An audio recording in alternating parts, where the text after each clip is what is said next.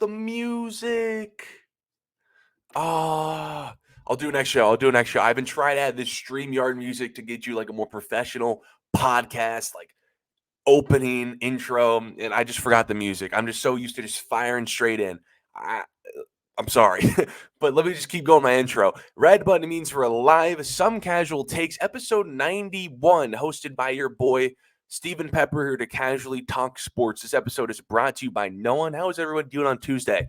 I know I was slacking a little bit, no show yesterday, but I came here on Tuesday to give you guys an episode just in case you missed me. As you know, your boy just got lined up. Hey. Look at that. Shout out to my barber Bob, bro. Bob cuts me the best. I mean, fade, the taper, the beard. He always I think he cuts my beard the best. Obviously, he cuts my hair nice and low, but as far as like my beard, if you guys can see, I think he cuts my beard the best. So I'm looking fly, got this ring light. You see the acne, but I look good. You know what I mean? And I came here fresh to death for a fresh to death podcast. So we got a couple topics I want to talk about. As you can see by the title, some that I didn't get to talk about yesterday because I didn't have a show. But thank God. See, the thing is, when the NFL season goes on, it's so easy to have a Monday show, a Friday show, a Tuesday show because of all the football games. But when there's like barely any football, you kind of have to pray that something happens in the NBA, or else you're like repeating the same football narratives until the football season's over. So thank God for this basketball performance that happened last night. But I want to first break on something that broke as soon as I got out of the haircut and went in the car, got this notification that the Miami Heat are sending veteran point guard Kyle Lowry and a 2027 first round pick to the Charlotte Hornets for Terry Rozier. Well, you guys know my criticisms about Pat Riley and his Miami Heat team. I mean, as LeBron said when he won his first championship in Miami, it's about damn time. I mean, it's about damn time, bro. You've been in the running for all these guys and for how long it's been. Honestly, you can go back to like 2016, Pat Riley. But more recently, like a Bradley Beal, like a Damian Lillard. How many elite scorers have you been in a running with the pair with Jimmy Butler and Bam Adebayo? And Miami's always been in these rumors. You never pulled a trigger on a trade, especially the Damian Lillard thing. We all thought Lillard was a lock, and then he goes to Milwaukee. But I think this is good enough. Although it's not Dame, and people are going to laugh like me that this isn't Dame, Terry Rozier is pretty good. And I'm at least glad that Sleepy Pat Riley did something. And when you really put in perspective like how much they needed this trade, there's like teams around in the similar tier in the Eastern Conference. Think about Indiana. Think about the Knicks. Those two teams are where I think Miami falls. The Cavs also fall in that tier where they're not the Boston Milwaukees of the world, but they're still dangerous in a given playoff series. And Indiana made a trade to go get Pascal Siakam, to go give Halliburton some help. New York went to go made a trade to go get OG Anunoby, a good shooting third option who also played defense alongside Brunson and Randall. And Miami hadn't made a move in their roster. It's not the same as it was last year. Remember, they lost a couple role players in free agency, and then Kyle Lowry is declining as a player. And they needed, for the last couple of years, but especially this season, they needed another scoring punch from that point guard position, and I think that's what Terry Rozier can bring to this team. This Miami Heat team is not good offensively, especially when Jimmy Butler's dealing with other injuries. Bam Adebayo is not this dynamic scorer. He can get you about 70 to 20 a game, but he's not this dynamic scorer. Hero's pretty good, but these Heat culture guys are not big-time scorers, and Terry Rozier can help add an offense. He's averaging 23 points per game, 7 assists, and he's capable on a given night to get you 30 to 40 points to a Miami Heat team that's bottom 5 in total in points per game. And I think Rozier, who's played in Boston under a Brad Stevens, teams that went to Eastern Conference Finals, although he's been in the Hornets the last couple of years, playing losing basketball, he knows what it takes to win, get to an Eastern Conference Finals, where Miami wants to be at. And I think he's a dog. Rozier's a dog. He's a hooper. He's a tough guy, and I think he could fit right in to the Heat culture. Now, as far as Charlotte, that we also have to talk about a little bit of part of this trade, Charlotte, something's weird. That rebuild is clearly not going well. They've been drafted in the lottery for like the last 4 or 5 years. And it's like with the Pistons, but a little bit better because they were in the play-in, at one point when they were healthy. But they've been dealing with weird legal troubles, guys leaving them, LaMelo injuries. This rebuild, along with the other teams that started rebuilding around the same time, like 2018, 2019, it just isn't going well. And they kind of need to trade all their valuable assets away. Like I'm waiting for like Gordon Hayward or someone to move. I still don't know how they've hung on him for so long, but it's clear, just get younger, get assets, get youth, get draft picks, collect capital alongside LaMelo and Brandon Miller, who just went number 2 overall last year. Those are supposed to be your foundational pieces. It's clear that Rozier didn't fit their timeline. A little bit of a redundancy when he's playing alongside LaMelo Ball. Just that draft pick's huge. And as far as Lowry, he's not going to be on their timeline. He's probably going to be a buyout market. And Lowry, listen, he's regressing as a player. Miami knew he couldn't be their starting point guard. He started falling out of the rotation. He's averaging under like 8 points a game. But I think he's decent enough. A veteran experience, likes to draw charges. He's scrappy, locker room voice, NBA champ, been to another final. If you're a contender like a Milwaukee Bucks, I mean, if you have struggles with Cam and Payne, maybe the Lakers, just get a veteran backup, know what you're going to get, point guard. Although he's old, he might not be the same on defense. If you just need someone to fill some guard depth for 5 to 10 minutes in a playoff game, that's what Kyle Lowry is. But that's just my quick thoughts on this trading for Rozier trade for Miami. I think it was pretty good. I think they did a pretty good job. At least it's better than nothing. I didn't like how they were going to bank on, Jimmy Butler turning into MJ, Bam Adebayo and Tyler Hero's health, Bam being like your best scorer, not named Jimmy Butler, and role player Linsanity runs for like the 4th straight year. This is just another, we're competitive. We're for real. I like this move for Miami. But let's talk some more basketball. In a game I watched on NBA TV last night, knew it was going to be a good one.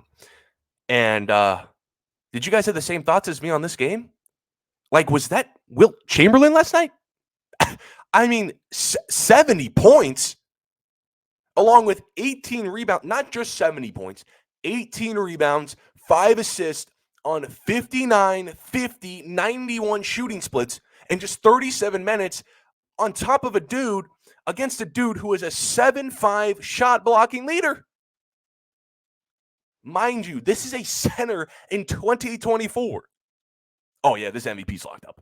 This MVP is absolutely locked up. Whenever you can pass Wilt Chamberlain in a single game scoring stat, that's all you need to know about someone's performance.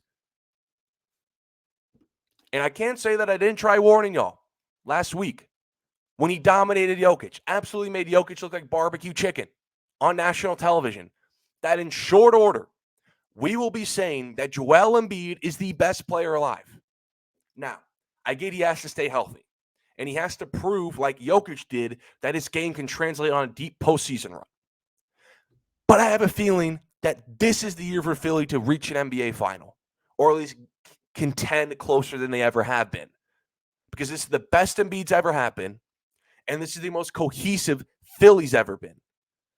I mean, Embiid, he's been in the MVP running for the last 3 years, won it last year finally, back-to-back scoring titles, and yet Embiid's getting better, which is strange. When you've had that level of success at his age with his health, he's getting better. And as far as the 76ers, I think it was a good move not bringing back James Harden. Now you can elevate Maxey to his rightful number 2 position. He's averaging 25 points per game last time I checked. He's going to be in the running for, I think, most improved player. And Tobias Harris, rightful 3 position. This is the best Tobias Harris has ever been. They go get a solid other role player at the deadline. This Philly team's really good. It all depends on Joel Embiid, but it's really good. But back to Embiid's performance. That was a center, again, in 2024. Do we not understand centers in this year, in this league, in the 3-point era, do not do this. NBA today is guard forward heavy. Centers, they don't do this. The last time a center has put up similar scoring numbers was 30 years ago. David Robinson. I wasn't even an idea 30 years ago. That's how long it was. And I asked the same question last week. Is there any better player than Embiid when he's at his best? Because he was at his best last night. And we saw 70 points, 18 rebounds on elite splits. 50, 40, 90 splits from a center. And I compared him to Shaq last week. Now, when Shaq was at his absolute apex, the best of his ability, dominating the league, winning MVPs and championships, I was either not born, I was not alive, or I was playing with Thomas the Tank Engines. And then when I was growing up and when I was growing up, Shaq was declining as a player. I would only hear like legends of Shaquille O'Neal.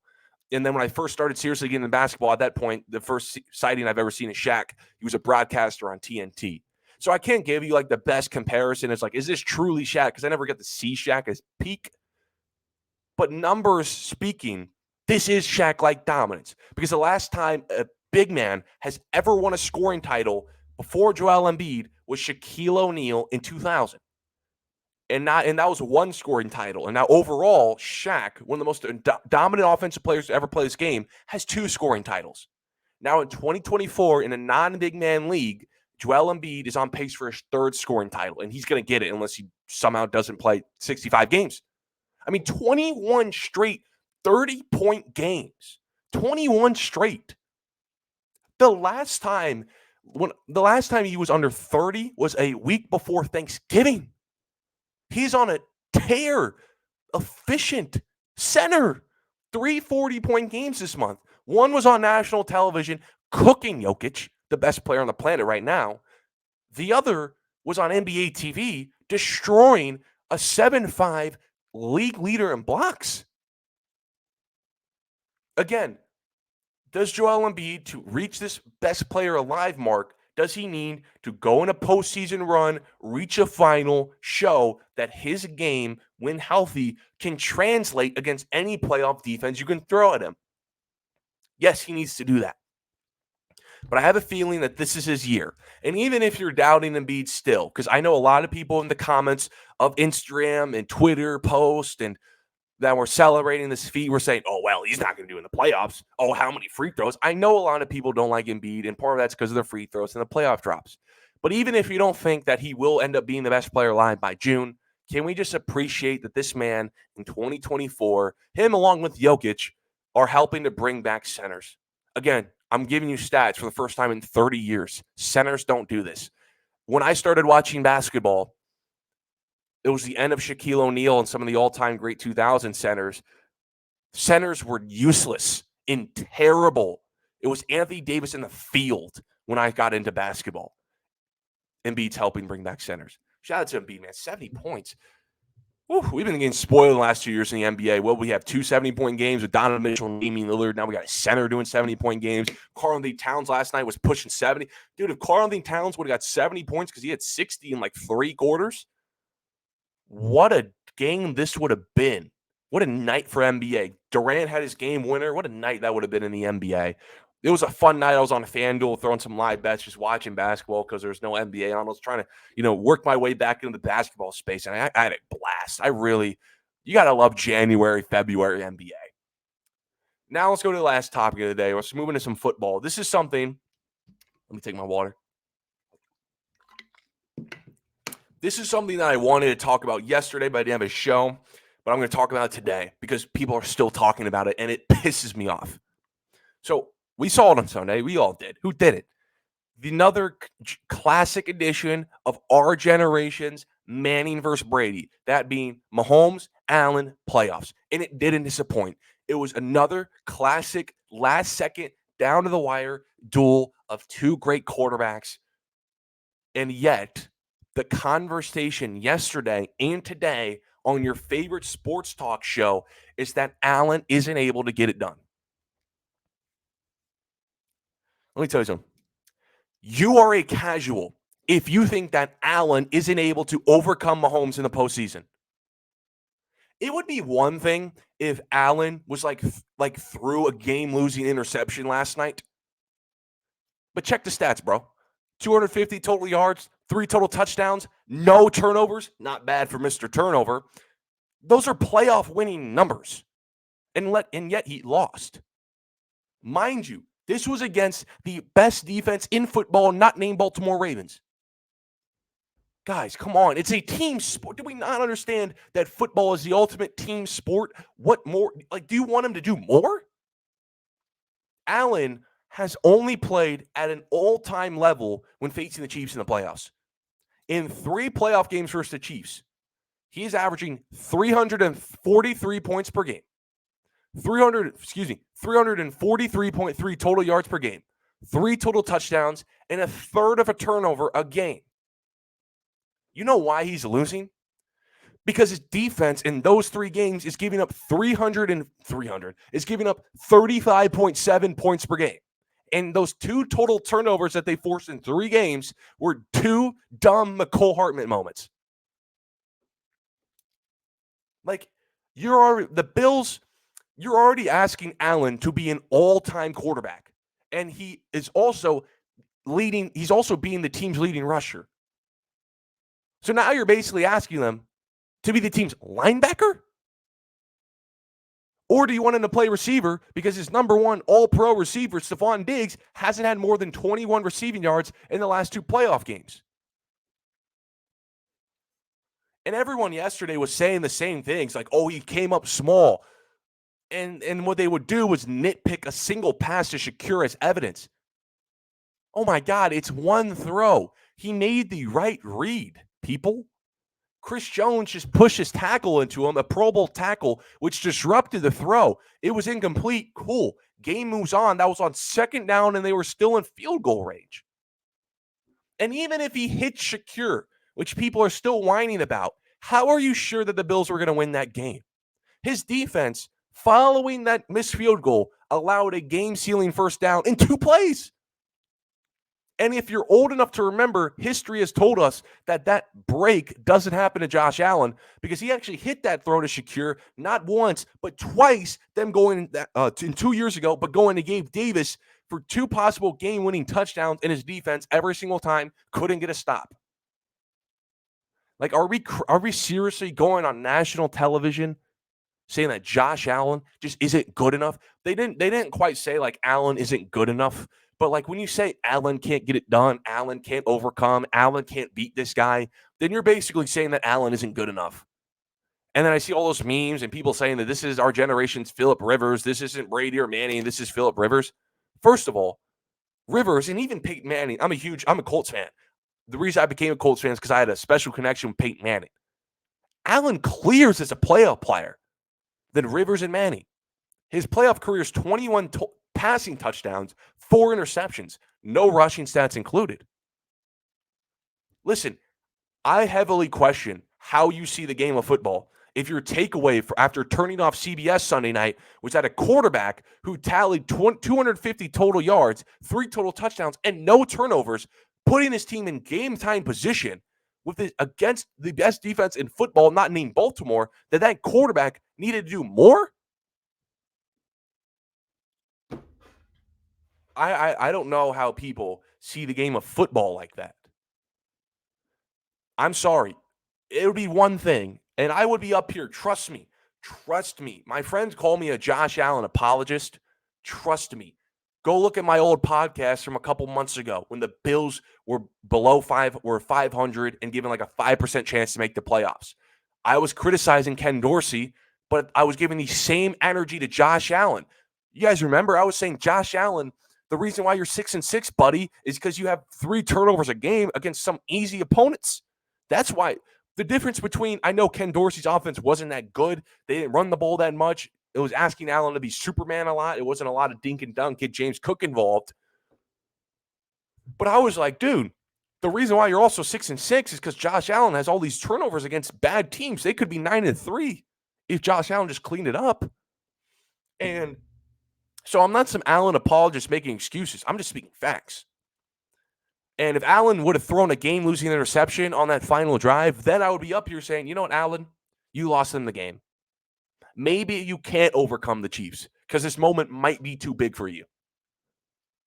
But he played a clean game. He picked up key 3rd and 4th downs with his legs or with his arm. Even with the Bills' game plan was messing with him because they kept making him a dink and dunk quarterback when they were, or even when you throw it deep, it would be a drop by Stephon Diggs. Way to show up, buddy. You're probably gone next year. But you get what I'm saying. He still led his team. I think a lot of this criticism is because the kicker missed that field goal. Allen put up winning numbers. What about his numbers says loser? I've seen quarterbacks get to AFC championships, get to Super Bowls with inferior numbers, and we call them winners. We celebrate their careers for getting to Super Bowls. that puts them in Hall of Fame cases. And yet with Allen, who's putting up winning numbers, these aren't empty calories like Dak Prescott, who loses but somehow has 400 yards. No, Allen earns those 400 yards and touchdowns. And you're blaming Allen. I think it's so confusing how the kicker got zero blame on national media the following day, or the defense that couldn't get it, that when the Bills came out, when Josh Allen came out of that game like Superman, off the bounce at home with energy, look arguably like the best player alive. You couldn't stop him. He scored on his first 5 drives. The Chiefs scored on like their first 5 drives because the defense didn't get a stop. So I just think Josh Allen is blamed unfairly. I just want to get that off my chest because I still see it today. It's still a talking point today on a lot of sports shows. I just wanted to tell you guys what I thought about that. But I appreciate everyone tuning in to Some Casual Takes, episode 91. If you want to find me on all my social media platforms, TikTok, Instagram, what have you, YouTube, where this is going to eventually be uploaded, Some Casual Takes is the handle on everything. And until next show, probably going to be here on Friday, picking the conference championship game with some guests. Fingers crossed. I know I've been L host, but I will try to get here on Friday. Let's pick the conference championship. We got 2 huge games. We got to preview the weekend because I'm excited. We're coming down the last couple weeks into football, and I'm kind of scared. And we'll also talk some basketball, too. Tonight, I really wanted to talk about the Lakers, but LeBron's not playing, so I don't care. But until then,